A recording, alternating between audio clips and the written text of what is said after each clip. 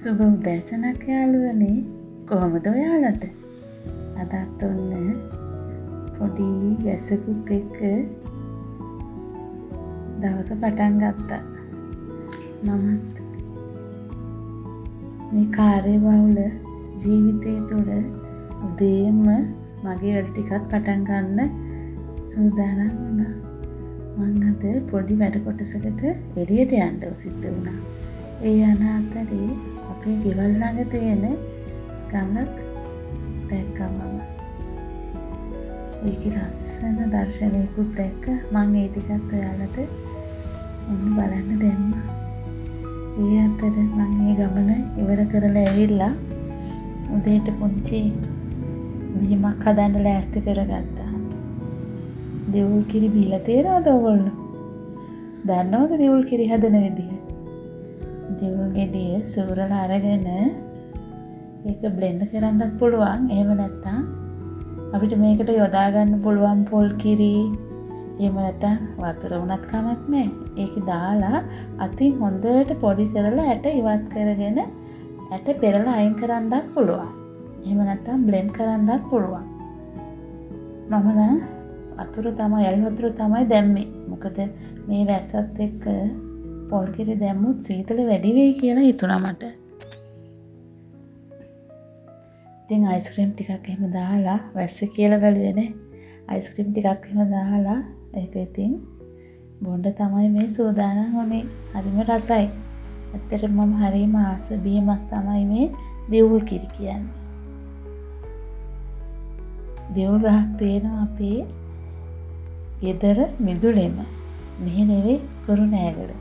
දැනට මං ඉන්නේ කඳු පන්තියකින් වට වුණු සීතල ප්‍රදේශයේ.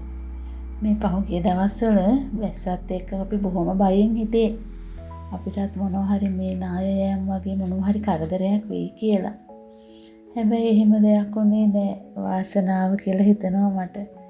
එහෙම කරදරයකට පත් වුණු අයගේ අවාසනාව කියලා නෙවෙයි මම කියන්නේ. ඒක මට හිතන විදිහ තමයි ඒ. ඉතින් මේ වැස්ස වෙලාවේ ගුලි වෙලා ඉන්නේ නැතුව මමත් ඉතින් උද්‍යෝගයෙන් මගේ වැඩ ටික කරන්න පටන් ගත්තා. යාළුවෝ දන්නවද මේ උද්‍යෝගය කියන්නේ මොකක්ද කියලා?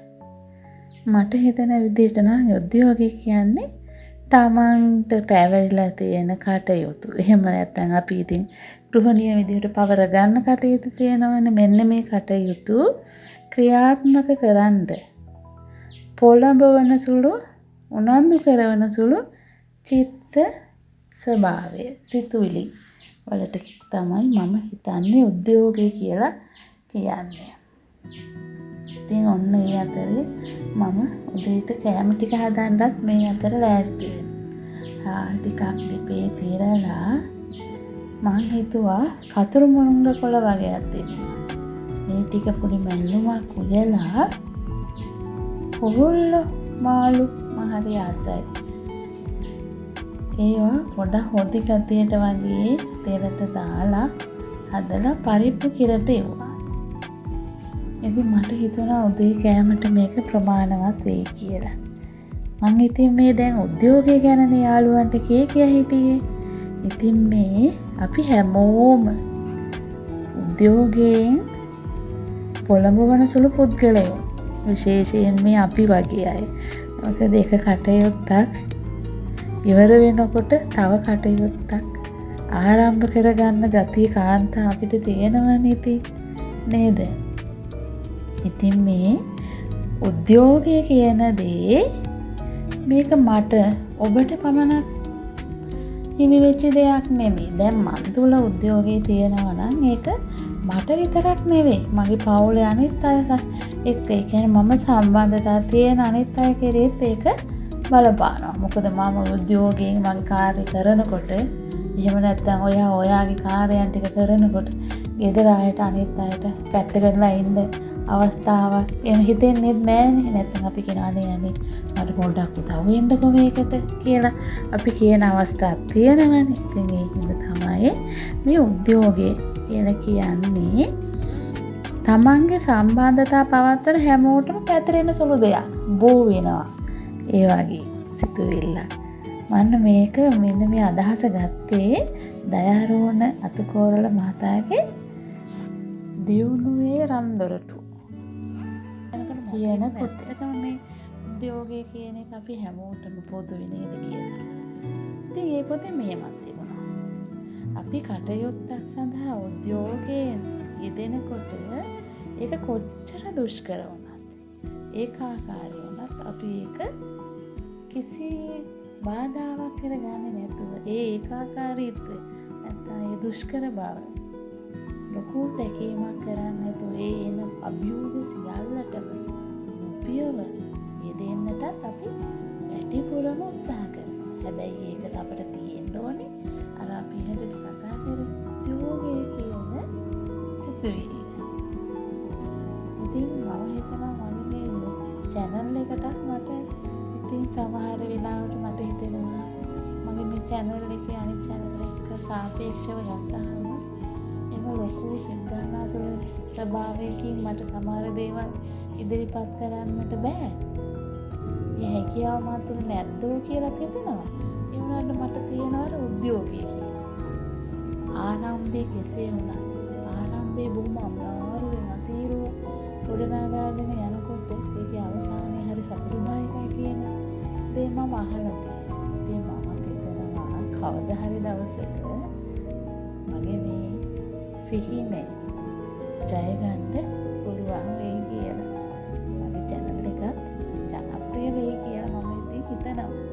අමාරුකම් බාධා නොදන්න බොහෝ දේවල් හොයමින් ගවේෂණය කරමින් ආරම්භමින් කියවමින් ඉතින් මම හොයාගෙන යනවා. අපේ ජීවිතෙත් එහෙම නේද? අපි පෙත්තෙන් පෙත්ත එකතු කර කර අපි ජීවිතේ ගොඩනගා ගන්නවා, ගැට ගහ ගන්නවා.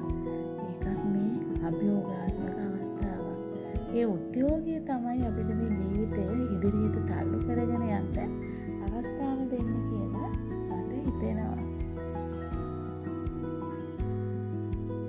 ඉතින් ඔයාගේ ශරීරය මොන්න තරම් ශක්ති සම්පන්නද කිව්වොත් නියමිත කාලයක් තුළදී කොච්චර විඩාබර වුණත් ඒ විඩාබර බව ගණනකට ගන්නේ නැතුව සාමාන්‍ය වැඩ කොටසකටත් වඩා කීප ගුණයකින් වැඩි ඒක නිම කරගන්නට අපට ලැබෙන හැකියාවට කියනවා තවත් විදිහකට කිව්වොත් උද්‍යෝගය කියලා.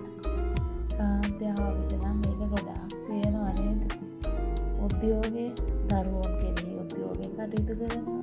එයාලගේ කාර්යයන් වලට උදේ නැගිට වෙලේ ඉඳන් දවස නිමා වෙලා නිින්දට යනතුරුම අපි උද්‍යෝගිමත්. සැමියාගේ කටයුතු වලදී එයාව සමහරවිට අපි උද්‍යෝගිමත් වෙනවා වගේ මම මුලදී කිව්වා වගේ අනිත් අයවත් උද්‍යෝග. නැගිටින්න දැන් ඉතින් දැස්ති වෙන්න නේද? ඔන්නෝම කියා අනිත් අයවත් ඒ උද්‍යෝගයට පොළඹවන. ඒක බෝ වෙන තුවි කියලා කිව්ව එක ඇත්ත කියලා මට හිතෙනවා. එයාලටත් එහෙම හිතෙනවා ඇති නේද? ඉතින් කතාවෙන් දැන් ඉතින් මේ කෑම වේලක් මම හදාගෙන දැන් ඉවර වෙන්න ළඟයි. ඔන්න බැලුමත් කපා ගත්තා. පොඩි කැරිවලට ඉතින් මට ලොකුවට මේ හීනියට නම් මැල්ලුම් ලියන්න අපහසුයි. මට බයයි අත කැපෙයි කියලා. දැන් ඉස්සරට වැඩි චූටියට ලියන්න මට පුළුවන් සිහින් මැල්ලුම් ටික ලියා ගන්න. කෑම වේලක්. ඉතින් කෑම වේලක් ඔන්න මම හදාගෙන දැන් ඉවර වෙන්න ළඟයි.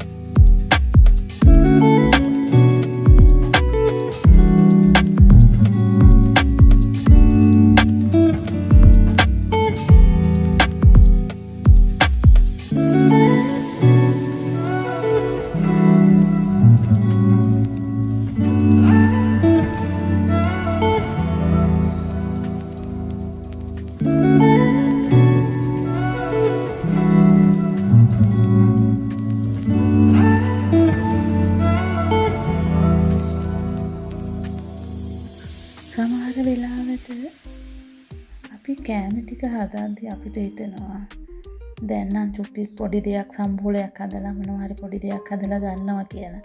ඒවට උයන්න පටන් ගත්තාම අපි ඒකට පොළඹවන සුළුයි නේද? උද්‍යෝගයක් ඇති වෙනවා නේද? උයාගෙන යද්දී ආසාවෙන් තව මේකට මොනවද ගැලපෙන්නේ මැච් වෙන දේවල් මොනවද කියා තෝර අපි හදනවා. එහෙම හදලා අපි බලාපොරොත්තු වෙනවා අනිත් අය කෑම පිඟාන ගත්තාම නේද? ඒකට ආකර්ෂණය වෙන විදිය එයාලගේ ඇසින් අපට ලැබෙන ප්‍රතිචාරය ඒක කටක් කාලා රසයිද කියන්නේ නේද? කන දික් කරගෙන ඉන්නේ සමහර වෙලාවට. හරිම රසයි කියලා කියන වචනය හිත හරියම ප්‍රබෝධමත් කරනවා. මට නම් හිතෙන්නේ මේ වචනේ ඇහුණාම මම ඊගාව දවසේ ඊටත් වැඩිය කොහොමද ලස්සට කෑම ටිකක් හදලා දෙන්න ගෙදර අයට උත්සාහ කරනවා. ඉතින් ඒ උද්‍යෝගය ඇති කරන්න අනිත් අයගේ පෙළඹවීමත් ඉතාම වැදගත් කියලා තමයි මට නම් හිතෙන්නේ.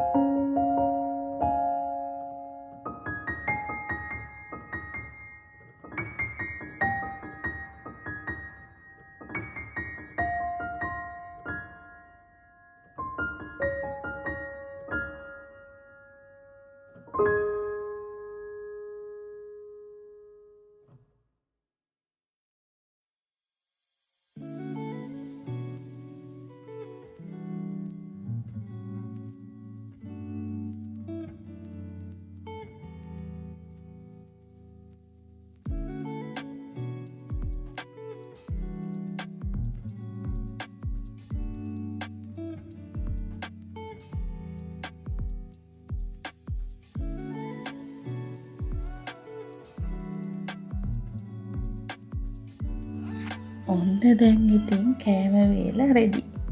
දැන් ඉතින් මේක මේසෙට අරන් යන්න තමයි තියෙන්නේ. උදේට නම් මම පිඟන් වලටම බෙදලා 4 දෙනාටම වෙන්වෙන්ව බෙදලා තියෙනවා. අපි පොඩි බබාලා දෙන්නම කැමති නෑ මාළු ගන්න. ඉතින් මම ඒ දෙන්නට වෙනම බිත්තර දෙකක් හදලා දුන්නා. දැන් ඉතින් කෑම එක කාලා රසද කියලා බලන්න තමයි ඉතින් තියෙන්නේ. හරිම සරල ආහාර වේලක්. මට හිතෙන්නේ ගොඩාක් මාළු 4-5ක් තියාගෙන කනවට වැඩිය හරි ප්‍රියමනාප බවකින් මේ කෑම ව්‍යංජන දෙක තුන එකක් වගේ තියෙනකොට ඒක හිතට දැනෙනවා කියලා මට හිතෙන්නේ. ගොඩාක් බෙදාගත්තාම අර ප්‍රියතාවය ගිලිහිලා යනවා වගේ දෙයක් දැනෙනවා මට. ඔන්න බලන්නකෝ. මම යනකොට පාර දෙපැත්තේ මම දැන් අර පොඩි ගමනක් ගියා කිව්වනේ. ලස්සන ලදු කැලයක් පිළිලා තියෙනවා. ඉතින් මම ටිකක් වීඩියෝ කරගත්තා ඔයගොල්ලන්ට පෙන්නන්න. ඉතින් ඔන්න බලන්නකෝ. ගෙදර වාහන හොදන වැඩේත් මම තමයි කරන්නේ. එහෙම දෙයක් නෑ ඉතින් නේද? අපි හැමෝම වැඩ බෙදා හදාගෙන කරන්න ඕනේනේ. අනිත් කෙනා කාර්ය බහුල වෙලාවට ඒකට අපි පොඩ්ඩක් උදව් කරා කියලා ඉතින් මොකුත් වෙන්නේ නෑනේ නේද? ඉතින් යාළුවනේ අදට මම නවතින්න. යාළුවා සියලු දෙනාටම තෙරුවන් සරණයි. දලදා සමිඳු පිටයි.